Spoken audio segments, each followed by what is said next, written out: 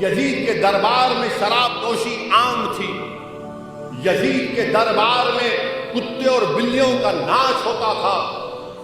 ایسے نازک وقت میں امام علی مقام امام حسین آتے ہیں، اور پھر علماء کرام نے لکھا کہ جب کربلا میں امام حسین پہنچتے ہیں تو ایسے صبر کا مظاہرہ کیا، اور وہ کیوں نہ کرے صبر جن کی والدہ بی بی فاطمہ خود صابرہ ہے، جن کی والدہ خود صابرہ ہے حضرت فاطمہ۔ میرے عزیز دوستو اور بزرگو، امام علی مقام امام حسین جب کربلا میں گئے تو 72 لوگ آپ کے ساتھ، 21 اہل بیت سے ہیں اور ماباقی پورے صحابہ کرام کی اولاد امام حسین کے غلام گزر۔ اب 72 کا مقابلہ 20,000 سے، 72 ورسز 20,000، 72 اور 20,000۔ یہ 3 دن پانی بند کر دیا گیا آل رسول کے اوپر، امام حسین کے اوپر، حضرت زینب، حضرت قاسم بن حسن، علی اکبر، علی اصغر، حضرت عباس، حضرت علی کے اور بیٹے ابو بکر بن علی، عمر بن علی، عثمان بن علی، ان پر پانی بند کر دیا گیا۔ جن کو جنت کا شہزادہ کہا گیا، جی اہل بیت کے تعلق سے آقا نے فرمایا پورے آل رسول نے 3 دن تک پانی بند کر دیا۔ کتے پانی پیتے تھے، اونٹ پانی پیتا تھا، مگر نواز رسول اور آل رسول پانی نہیں پی سکتے تھے۔ 3 دن تک بھوک اور پیاس میں رکھا گیا۔ اور پھر جب جنگ لڑنے کے لیے تمام یہ یزید کے جہنمی فوج آتی ہے تو امام علی مقام امام حسین یہ کہتے ہیں کہ مجھے ایک رات کا موقع دو، مجھے ایک رات کا موقع دو، میں رات بھر اللہ کی عبادت کرنا چاہتا ہوں۔ میرے والد شہید، میرے بھائی شہید، میں محمد صلی اللہ علیہ وسلم کا نواسا ہوں، میں ایک رات خوب اللہ سے کی عبادت کرنا چاہتا ہوں۔ اور کیونکہ میرے نانا محمد مصطفیٰ صلی اللہ علیہ وسلم نے بھی بدر کے دن اللہ کے رسول صلی اللہ علیہ وسلم سے بہت دعائیں کی تھی۔ اللہ کے رسول صلی اللہ علیہ وسلم یہ جہنمی لوگ راضی نہیں ہوتے، بلکہ پھر کسی کوئی کہتا ہے کہ نہیں ان کو اجازت ملنی چاہیے۔ بہرحال امام حسین رات بھر اللہ کی عبادت کی، اور پھر اپنے اہل خاندان کو، اپنے ساتھیوں کو جمع کر کے کہتے ہیں کہ میں تم کو اجازت دیتا ہوں کہ تم رات کے اندھیرے میں چلے جاؤ، اور میں اس کو کبھی غلط نہیں سمجھوں گا۔ سب کہتے ہیں کہ نہیں، ہم آپ کو چھوڑ کر نہیں جائیں گے۔ جب صبح ہوتی ہے 10 محرم کے دن، جمعے کا دن تھا، تو امام علی مقام امام حسین ریت میں، گرم ریت میں لمبی لمبی نماز پڑھ رہے ہیں۔ 42,000 کی فوج سامنے اور نواز رسول نماز پڑھ رہے ہیں، قرآن کی تلاوت کر رہے ہیں، تو پورا میدان کربلا گونج رہا ہے امام حسین کی تلاوت سے۔ اور پھر جب جنگ شروع ہونے سے پہلے امام حسین خطبہ دیتے ہیں، بتاتے ہیں ان ظالموں کو، ان جہنمیوں کے کہ میں کون ہوں، میں نواز رسول صلی اللہ علیہ وسلم ہوں، میں وہ ہوں جس کی زبان مبارک کو رحمت اللہ عالمین صلی اللہ علیہ وسلم نے اپنی زبان مبارک سے چوسا، میں وہ ہوں جس نے رسول اللہ صلی اللہ علیہ وسلم کی عنبری زلف کو تھاما، میں وہ ہوں جو رسول اللہ صلی اللہ علیہ وسلم نے خطبہ دے رہے تھے تو منبر رسول سے اتر کر آئے اور مجھے گود میں اٹھا لیا، میں وہ ہوں۔ امام حسین نے کہا کہ میں میرے نانا کے پیٹھ پر چڑھ گیا تو رسول اللہ صلی اللہ علیہ وسلم نے اپنے سجدے کو لمبا کر دیا۔ یہ سب بیان کرتے ہیں۔ اور پھر حیرت کی بات یہ کہ جنگ سے پہلے، 10 محرم سے پہلے 3 وقت کی نماز، ظہر، عصر، مغرب، یہ تمام لوگ امام حسین کے پیچھے آ کے نماز نہیں پڑھتے۔ علی اکبر اذان دیتے امام حسین اللہ اکبر کہتے اور بولتے آؤ نماز پڑھنا ہے تو پڑھ لو.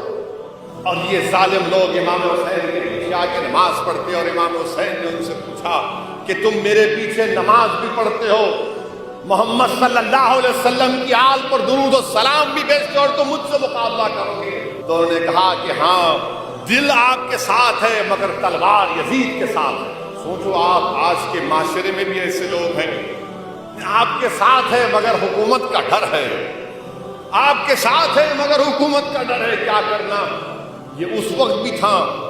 امام حسین 10 محرم کے دن جب جنگ شروع ہوئی تو امام حسین, جیسا کہ آپ نے بھی پاشا قادری صاحب اور زہیر الدین صوفی صاحب سے سنا کہ امام حسن کے بیٹے قاسم بن حسن جب جانے لگے, امام حسین نے ان کو روک دیا, کہا آپ نہیں جا سکتے.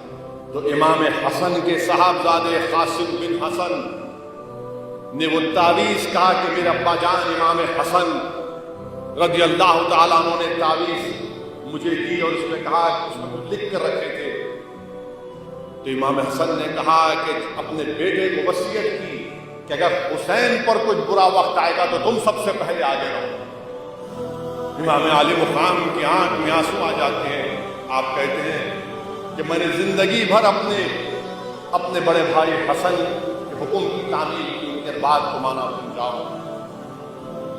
امام حسن کے بیٹے قاسم بن حسن یزیدی لشکر میں گھستے ہیں, ایک ایک کر کے کئی لوگوں کو واصل جہنم کرتے اور پلٹ کر آتے اور کہتے چچا جان اگر تھوڑا سا پانی ملے گا تو اور لوگوں کو میں واصل جہنم کر دوں گا, قتل کر دوں گا. 3 دن کے پیاسے کہاں پانی. پھر جاتے ہیں تو یہ جہنمی, یہ تمام جہنم کے کتے, یہ یزیدی لشکر کے لوگ کہتے ہیں کہ اس امام حسن کے بیٹے سے ایسا مقابلہ نہیں کر سکتے. گھیرے میں لے کر تیر پھینکتے ہیں اور قاسم بن حسن کی گردن میں تیر لگتا ہے. تو حضرت زینب پکار کر کہتی ہے کہ حسین دیکھو میرے بھائی کا بیٹا گر گیا, اٹھا کر لاؤ.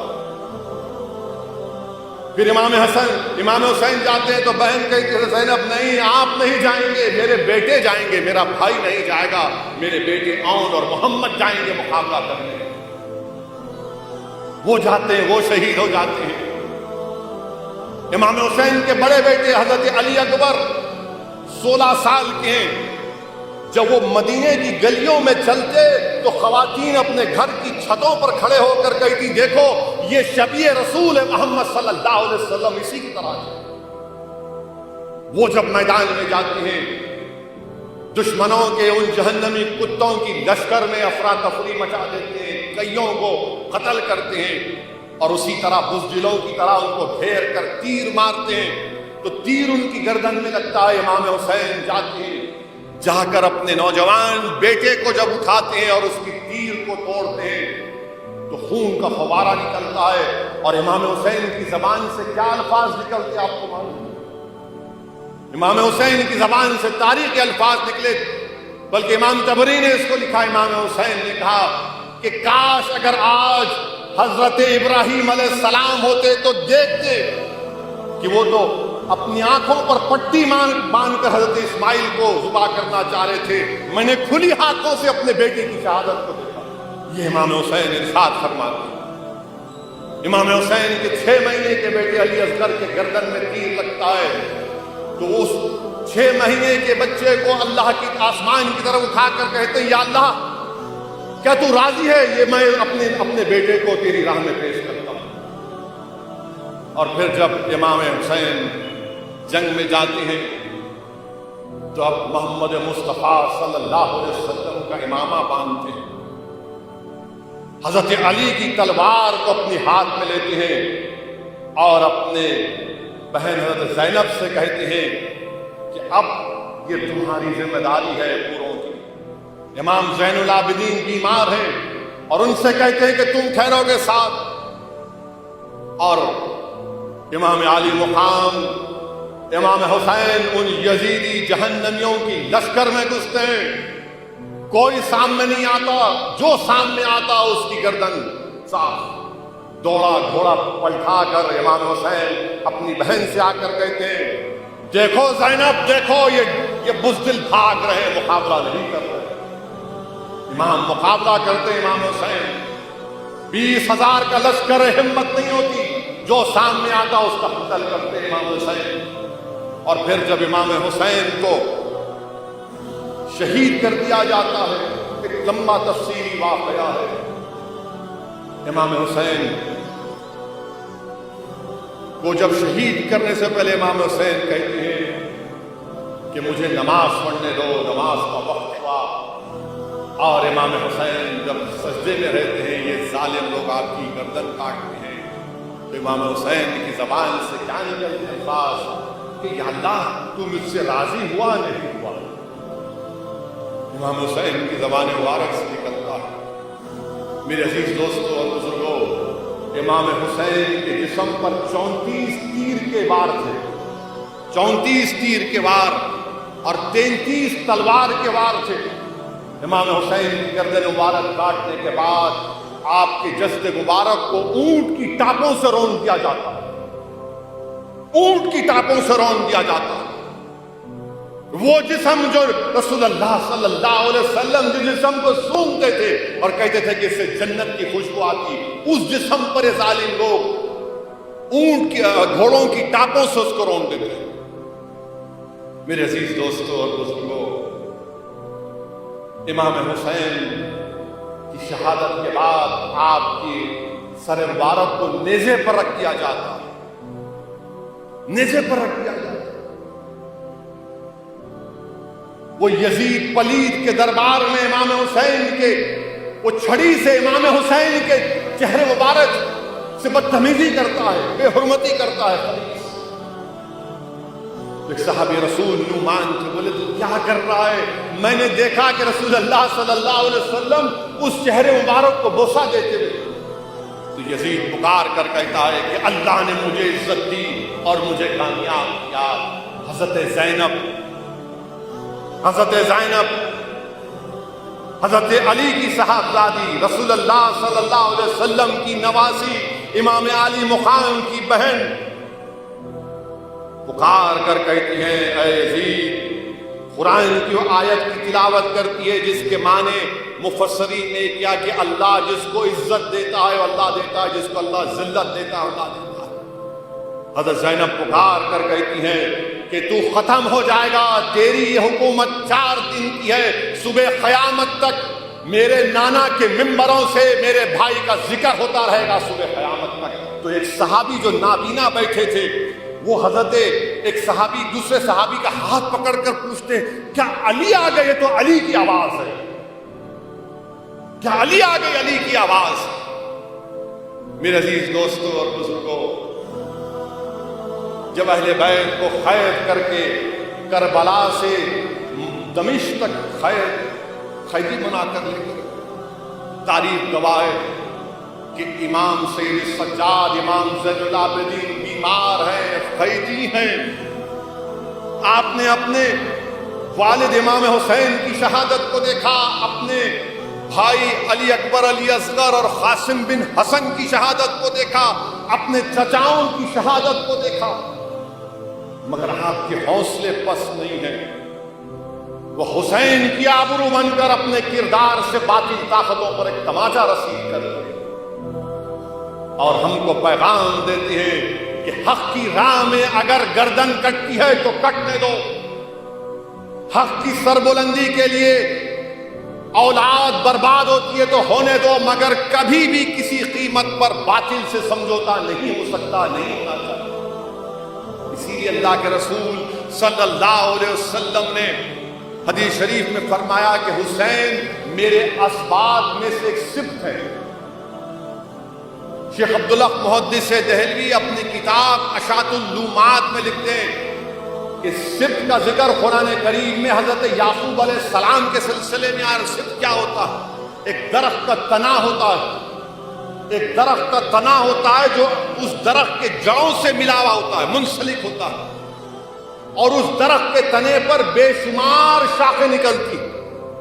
تو امام حسین، آقا دو عالم صلی اللہ علیہ وسلم نے فرمایا کہ امام حسین میرے اسباط میں سے سبط ہیں، یعنی آپ وہ درخت کا تنا ہے جس کی جڑیں رسول اللہ صلی اللہ علیہ وسلم سے جڑی ہوئی، اور اس درخت کے تنے پر جو شاخیں ہیں وہ شاخیں کبھی حمیرہ شیخ ابوالحسن شاذلی کے پاس جاتی ہیں، تو کبھی بغداد میں پیران پیر کے پاس جاتی ہیں، تو کبھی اجمیر میں خواجہ معین الدین چشتی اجمیری کے پاس جاتی ہیں، تو کبھی سمرقند کو جاتی ہیں، اور یہی شاخیں صبح قیامت تک انشاءاللہ تعالی اسلام کو ثمرآور کرتی رہے۔